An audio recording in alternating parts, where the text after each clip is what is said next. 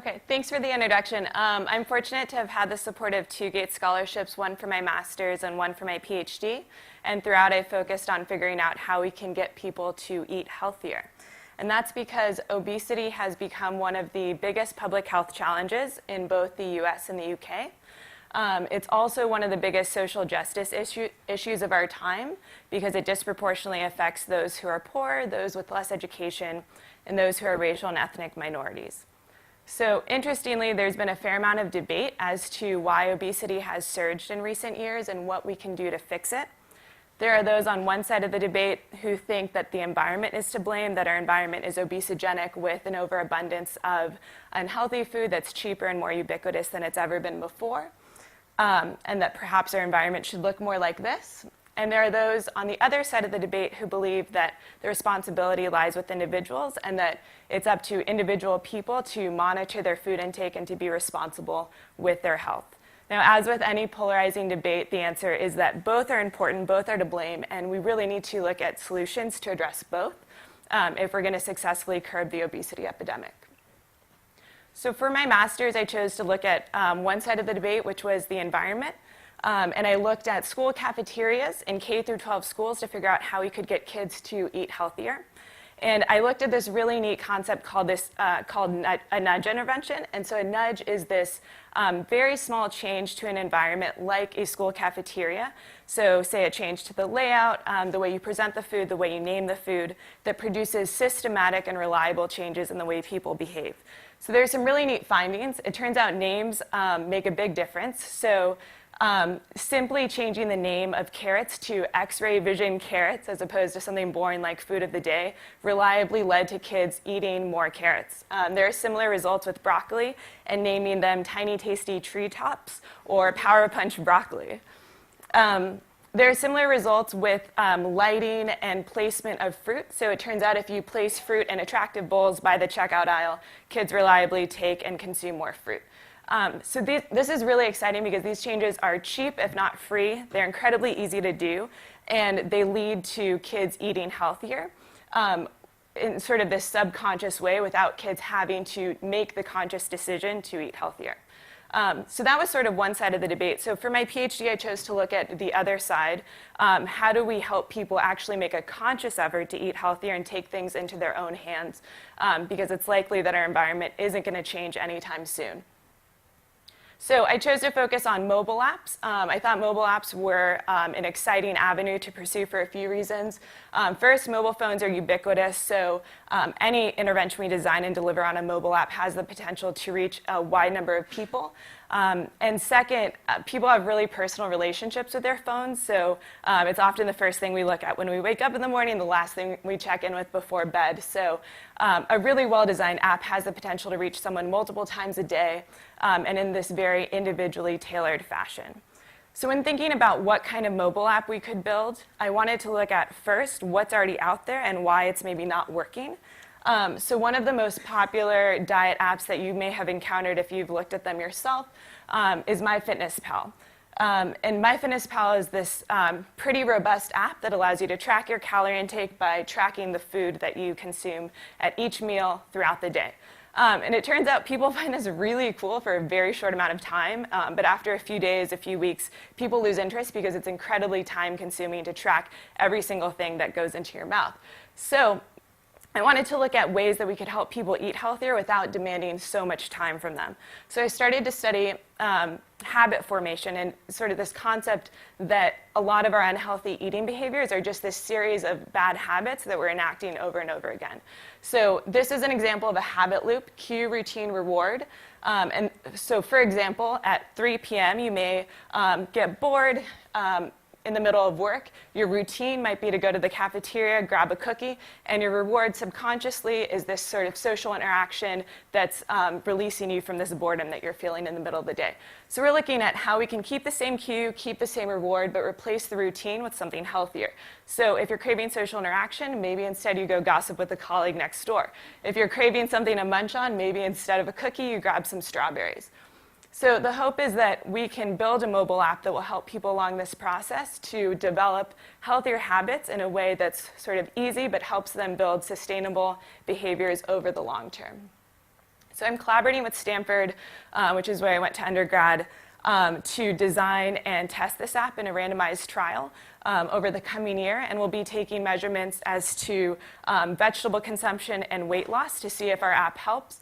But at the end of the day, it's really, really hard to get people to eat healthier. So we're hoping that we'll, at the very least, gather some really insightful findings as to how we can help people eat healthier along this process. So even if our app doesn't work, hopefully it will help inform the next intervention that might. Thank you.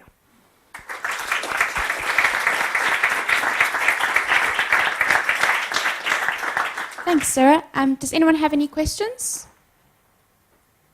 Okay, so I know that the talk was really short, so you didn't exactly say it, but when you developed the app and you said you wanted to not consume so much time, what is the consumer going to have to put in, like what kind of information they're going to have to put in? Yeah, that's a great question. So basically, we want people to interact with the app just a small amount of time so that they're sort of keeping themselves accountable, but it's not time intensive. So instead of logging every single food item, maybe they're challenged to eat a serving of vegetables at every lunch meal, and they're sort of, they get a ping notification at the end of the day, like, did you eat your vegetables? Yes, no, and it's really just a check mark per day.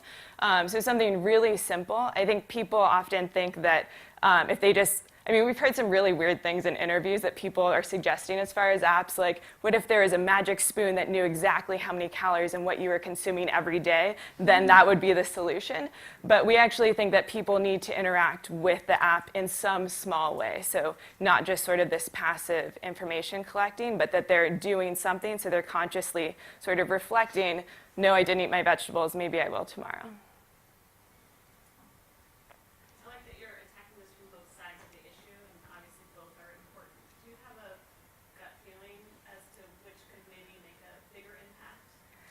Yeah, so, I mean, obesity has become a huge problem over the last few decades, and it's not that individuals became lazier or less responsible, it's that the environment has sort of become this terribly obesogenic place, right? So if I could snap my fingers and change one thing overnight, it would be the environment. That said, policy is just not going to change overnight, and so I think so in the meantime, I mean, the best that we can do is sort of work with individuals to make these changes, maybe work with communities as well, but national policy is just really depressing when you look at it. So. I